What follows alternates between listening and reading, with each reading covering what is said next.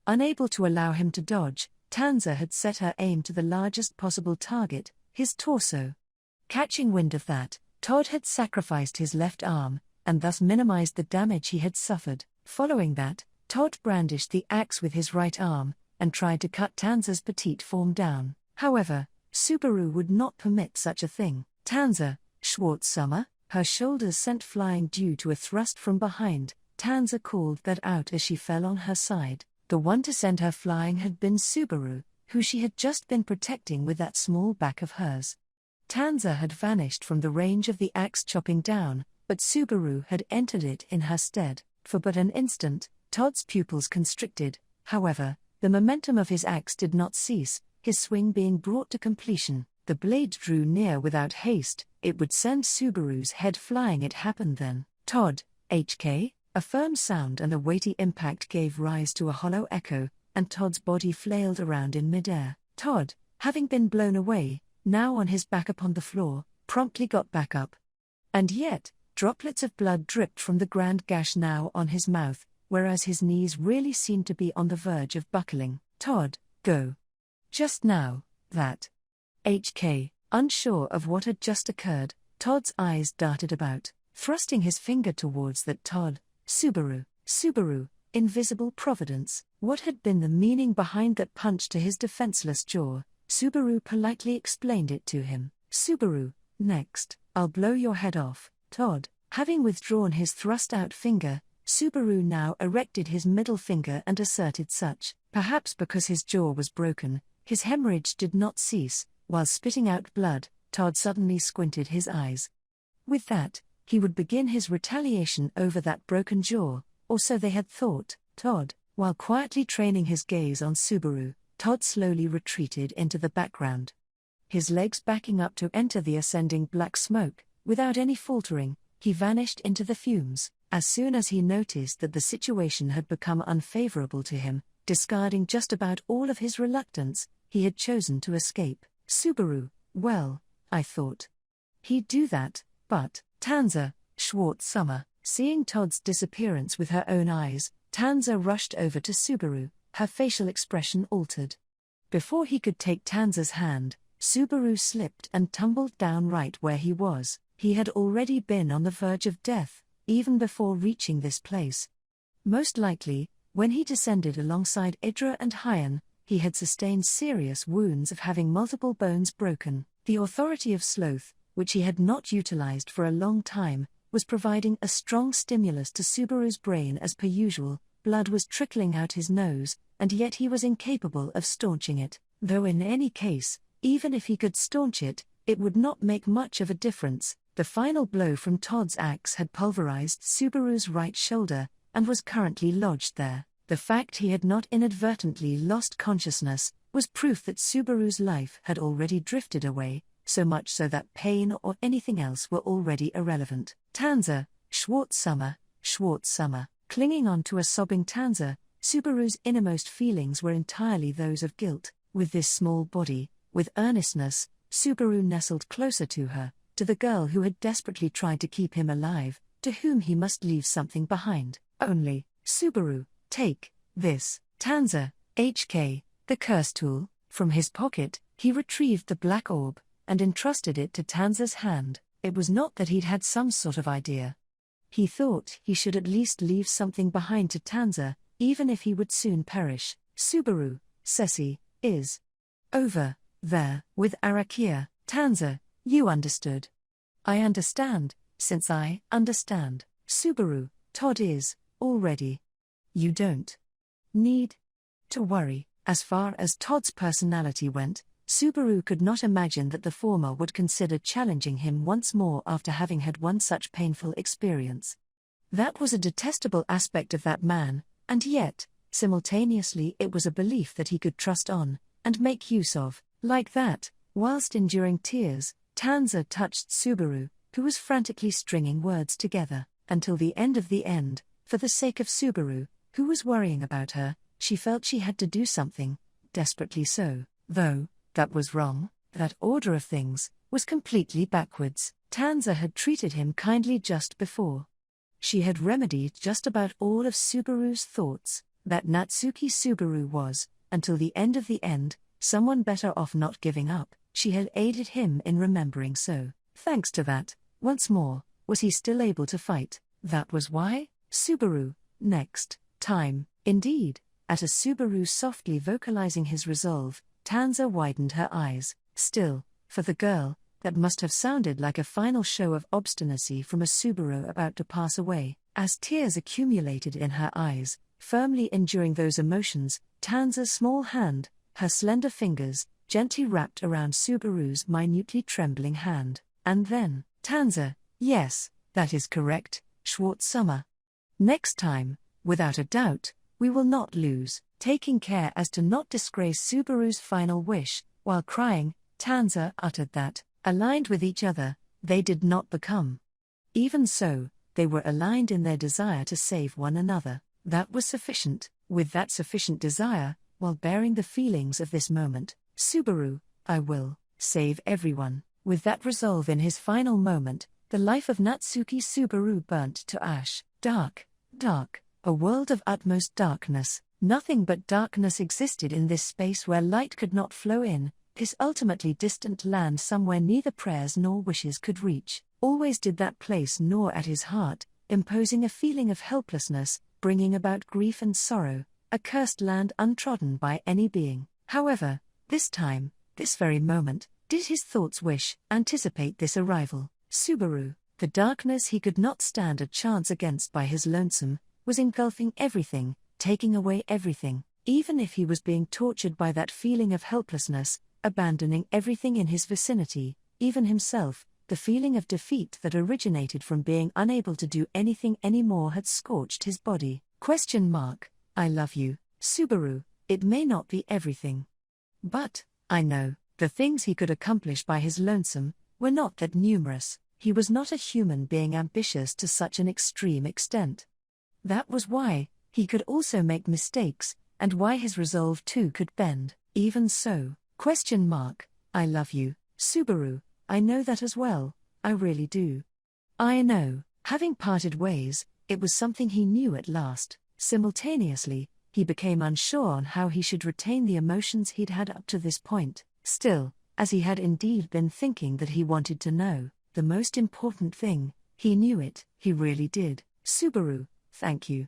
I'll be heading off now, to that place, to that land of isolating waters, where all life had been wiped out for the sake of losing no longer, for the sake of not allowing those he held dear be trampled upon. Once more, Natsuki Subaru would rise. Once more, he would rise. Through his buttocks, he felt the gale-wind horse-pulled carriage shaking with a rattle. It had not been too comfortable of a journey. It was not about how comfortable the ride had been, but rather about how comfortable he had been.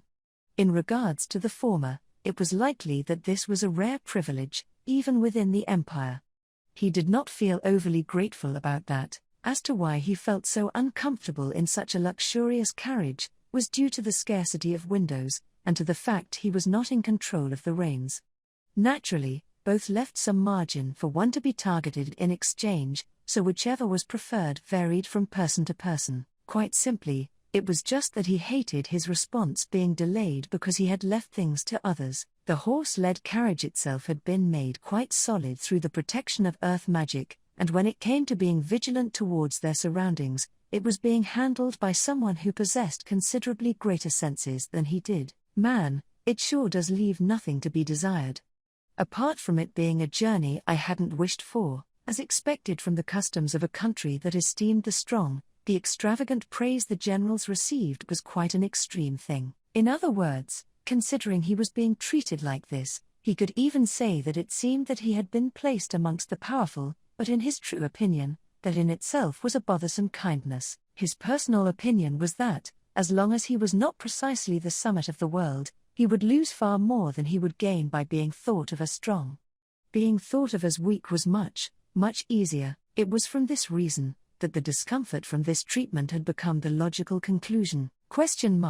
Are you bored? Suddenly, his closed eyes slowly opened, the voice that had come from atop the roof as a culprit. The owner of the voice he was hearing was located there, the interior of the coach was empty, himself excluded. The lack of people was rather splendid, as it would be suffocating for him if others were present, but his companion was intolerable, someone unbefitting of being a civilized person. That notwithstanding, they were not someone who ought to do the talking themselves. He would rather have someone else take charge of her education and discipline both. He did not have much intention of engaging with her for long, either. Though she seemed to be empathetic in regards to his intentions to exact revenge, it would be better for him if he made up a story and chose someone at random as his enemy. Are you listening? Man, I heard you. I was just thinking about something. What about you? Do you remember your instructions properly? Even I can remember that much. Unthinkable, was what he wanted to say, but there was room for doubt as to whether it was something he could believe. In the first place, he had never heard of a general that delegated full control of their plans to a subordinate, who himself was no more than a private first class, only because they were not very good at thinking. He had been told to stop speaking politely, and he had responded exactly in tandem with her wishes, but what was on her mind was wholly unknown. Perhaps she had taken to him. If he thought of her as a female version of Jamal, there did not seem to be much of a difference, although it seemed more difficult to find a place to abandon her in than it had been to do so for Jamal, which was bothersome. The island, I see it. Are you prepared, man? As long as I don't lose the Prime Minister's letter, all that's left is to get the Governor Summer we heard about to follow the orders. There's no need to get in a fight with anyone, it's an easy job, you know. Atop the roof, Arakia listened as she looked at the coach's destination. On the other side of the drawbridge it was crossing over. As he answered, he ascertained the feeling of the letter within his pocket.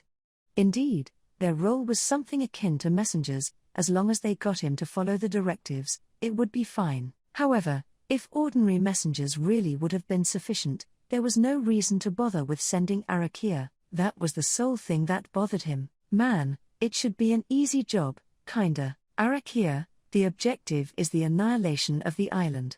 Is it possible? Man, provided the governor agrees to activate the curse rule obediently. Governor Gustave Morello, the manager of the Gladiator Island, the place where their goal lay, had imposed an absolute regulation called the curse rule for the sake of ruling over the gladiators assembled on the island. The curse rule was invoked when someone who had been engraved by Gustave with the curse mark violated the rules.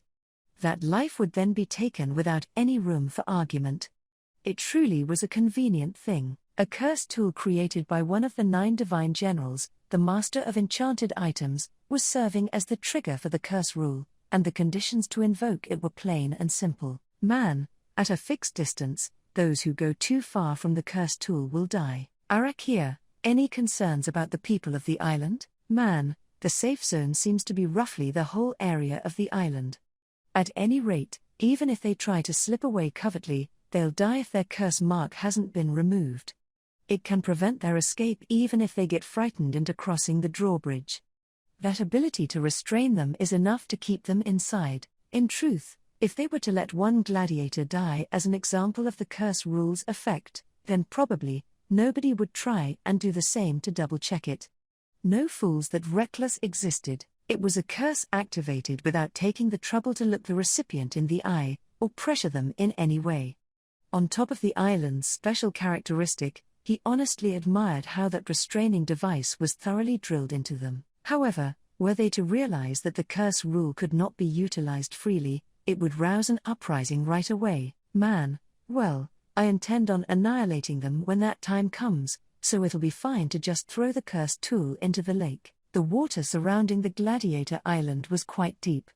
Were it not for the large drawbridge, its coast would be unreachable, much like an island amidst isolating waters, but the distance to the bottom of the lake was even deeper. If the cursed tool were to be thrown into the lake, by the time it reached the bottom, they would be in the range of activation of the curse rule. In the worst-case scenario, that of the governor not cooperating, throwing the retrieved cursed tool into the lake would also enter the realm of possibility. Man, it's essential to prepare for the absolute worst.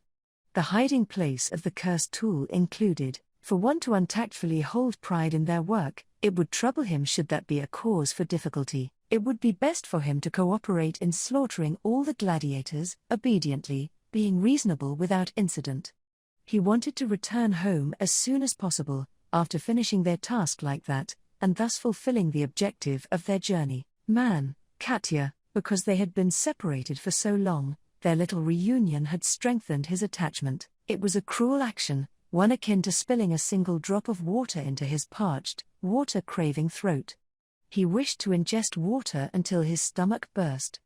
That could perhaps be called a natural emotion for a human being, he thought. Even if it made it just 1 second faster, he would finish his task and return to the imperial capital.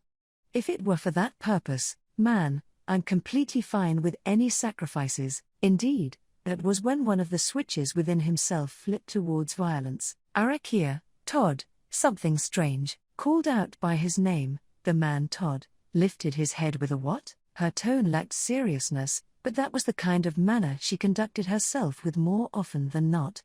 Nonetheless, having ascended to the rank of divine general, her true abilities were nothing to be made light of, and it was also true that a normal person would not be able to guess them. That which she had pointed out was their objective, the Gladiator Island, which they were steadily approaching. They were already nearing halfway through the drawbridge, at a place between the two shores where the coach would cross over to the island half of the bridge. Having been called out precisely just before they entered their opponent's lair, a bad premonition overcame him, and then, Todd, stop, ? Todd, right now. Stop.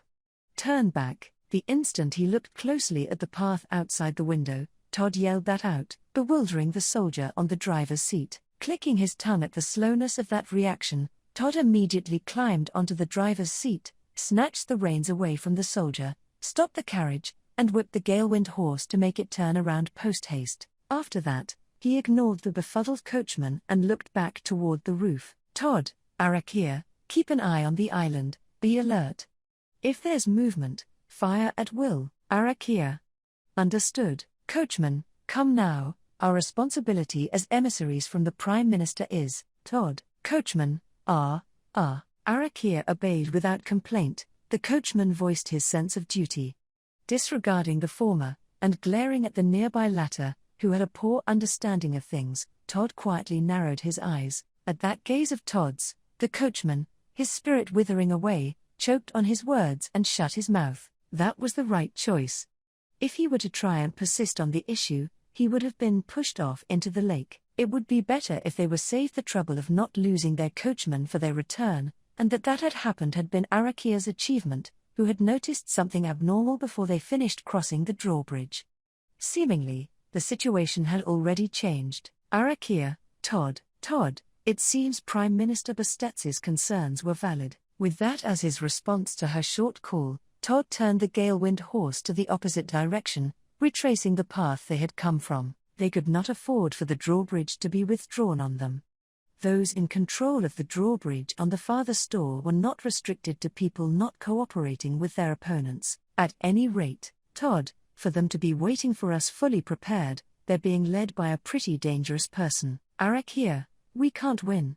Even though I'm there? Todd, yeah, that's right. Quietly, while hearing Arakia's voice raise in tension, Todd gave a nod, with a shudder, as he felt dread run down his back. Todd, it's not an opponent we have any chance of beating. At least, for today. So he spoke. ? I thought that they'd turn back, but that decision to cut their losses seemed way too quick. While viewing the coach turn around exactly halfway into the drawbridge, retreating without any hesitation, he vented a sigh. He had been amazed and impressed by the speed of their judgment, but even so, it had been within range of his expectations. Had he truly intended to perform a surprise attack, he would first quietly lure the opponent onto the island. However, that situation would have never been settled with both sides remaining unscathed. As someone aware of the massacre that would ensue in the case they lured the carriage in, he had been unable to take such a risky gamble. That was because he had already thrown himself headfirst into the riskiest gamble available. ? Schwartz Summer, the emissaries are. Subaru, yeah, they ran away. As expected, they thought it strange that we'd just line up to welcome them. Though, that was what I wanted them to think, so it was a bluff. ? Is that so? I am relieved that we did not end up making the second an opponent. A girl in a kimono stood next to Subaru, who was shielding his eyes with his hands to his forehead as he gazed towards the drawbridge. Gently patting her own chest, Tanza digested the relief over the plan's success. The two horns atop her head were intact and well, and there were no wounds whatsoever visible on her beautiful and youthful skin. With absolutely no problems at all, she was healthy and well. An admirably perfect Tanza. Excuse me, Schwartz-Summer? Subaru, Tanza, no, I was just wondering why you were patting my head. Subaru, sorry, it was by reflex. At Tanza's question born of embarrassment, realizing that he had been subconsciously stroking her head, Subaru apologized. But regardless of his apology, he did not stop patting her head. Then, as Subaru continued to caress her head, Tanza pursed her lips and did not resist. For her sullen face to appear childlike once again, Subaru thought he would continue patting her head no matter what, as long as he was not shaken off. However, how long are you gonna do that for? Is this really the time for brats to be flirting with each other? Subaru, Just as a vigorous voice came from behind him, Subaru's hand stopped patting. Parting his hand from Tanza in haste then, Subaru bent his lips in displeasure and turned around, with Subaru's line of sight falling upon him, saying what is it? As he stiffened his face, the lizard man Hyan looked at the two beside him in turns as if asking for help. Hyan, why do you have to look at me with those kinda eyes? Even though I just said something obvious. Am I wrong? It seems that it's about the way you said it, and that your timing in saying it was terrible. Though, it isn't something that I'd say, even if the timing was appropriate. He's a better person than ya. Have some consideration, lizard bastard. Hyan, Betrayed by the two people on his flanks by Idra and Whites, Hyan's eyes darted about in bewilderment. Due to Hyan's reaction, Idra produced a wry smile and Whites gave a snort of his nose. At the figures of those three lining up, Subaru remembered his deep emotions. In response to Subaru gazing at them like that, Idra frowned and, Idra, Schwartz, that somewhat meaningful look in your eyes is unsettling. Subaru, it's nothing. It's just, I was thinking about how I've come this far. Idra, as Subaru rubbed his finger under his nose, Idra cocked his head in puzzlement.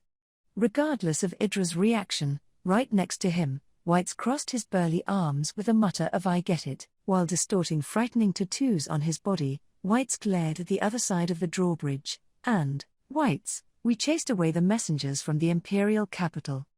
With this, we don't have a path of retreat. Ain't that so, Subaru? You're a little bit off the mark, but that's also true. Whites, a little bit off the mark? His appearance of looking like he understood the most out of everyone crumbled, and Whites's eyes widened in surprise. Producing a sarcastic smile to that reaction, Subaru reflected on how the deep emotions he harbored differed from the impression those three had given off with pride. No one knew anything at all, but that was completely fine. And Subaru, he would remember every single thing. And then, apparently, their verdict has been passed. Turning around due to that weighty and imposing voice, he saw a personage who had been awaiting the emissaries in the vicinity of the drawbridge. The horse-drawn carriage that the emissaries were riding on had turned back, and having made sure it finished its crossing over to the other shore, he stared seriously at Subaru, with a terrifying expression like that of a demon. As the giant of a man wielding an intimidating aura slowly approached them, and while having the light impression that Hyan and the others behind him were getting overwhelmed, Subaru shrugged his shoulders, and spoke. Subaru, with this, do you believe me? No objections. The imperial command bestowed upon me, as the official, by His Excellency the Emperor, the time has come for it to be fulfilled. That is to say, Subaru, that is to say? All the gladiators of the Gladiator Island Jinnenhive, they are to be placed under your command. Your Highness, Schwartz, while declaring so, interlocking the hands and fists of his forearms in front of his chest, demonstrating his dignified stance, was the chief of the Gladiator Island, Gustave Morello. The guards under Gustave exchanged glances at his statement, and all took an identical stance in unison. Whites, this ain't pleasing. Discontent with the attitudes displayed by Gustav and his group, Whites muttered. Subaru looked back, and Whites jerked his chin and closed one eye. Whites, I object to your deciding by yourself that all the gladiators are to obey. Even if you're the governor and island chief, Gustav, Whites Rogan, keep your opinions within your heart. However, there are things that take precedence over one's personal intentions. I would be troubled if you forgot that, in my capacity, I have means to have you do as I say. Whites, you wanna fucking go? Whites gave a snort of his nose, and Gustav also harbored silent intentions within his eyes.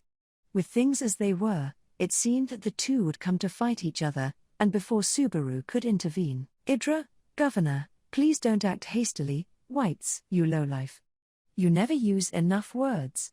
Because of that, it seems you were asking for a misunderstanding. Whites, I don't mind fighting 'cause of that in the slightest. Hyan, others are gonna mind, you know.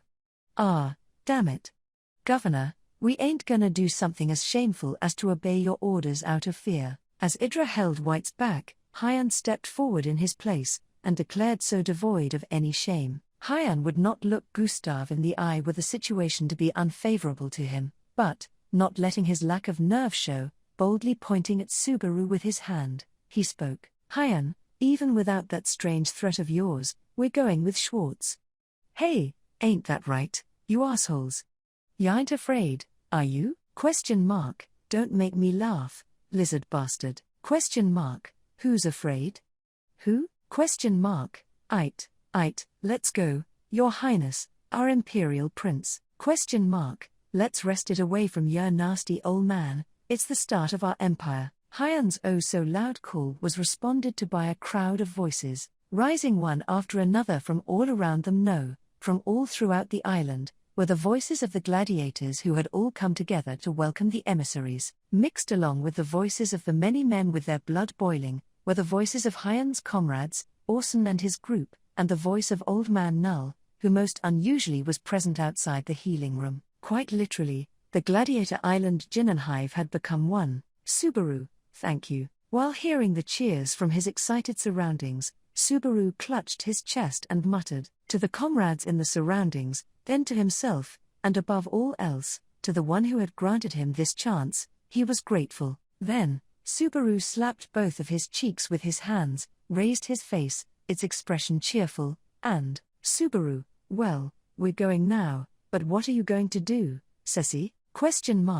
Ha, guess you're right about that, as Subaru, having tilted his head, asked a question, a silhouette twirled around as it descended. Having watched over the events as they unfolded from a vantage point up high, Cecilus made a light sound as he landed. He did not have one side of his body scorched, and his manner was unchanged from the time it had been scorched. Gazing over Subaru as well as the large crowd of people surrounding him, Cecilus, as one'd expect of you, you managed a totally unexpected result. No matter how I slice it, I didn't expect you to get this far, truly, I must say bravo. However, I got just one question, Subaru, What is it? Cecilus, kindly, carefully, and thoroughly going around back and forth to several places, your ability to win everybody over's truly superb and praiseworthy. But indeed, that's just it, you know. Aren't you gonna persuade me? His two hands concealed by his sleeves, Cecilus asked that of him with a face that showed curiosity from the bottom of his heart. Unable to comprehend it, the smile Cecilus always had plastered on his face had disappeared.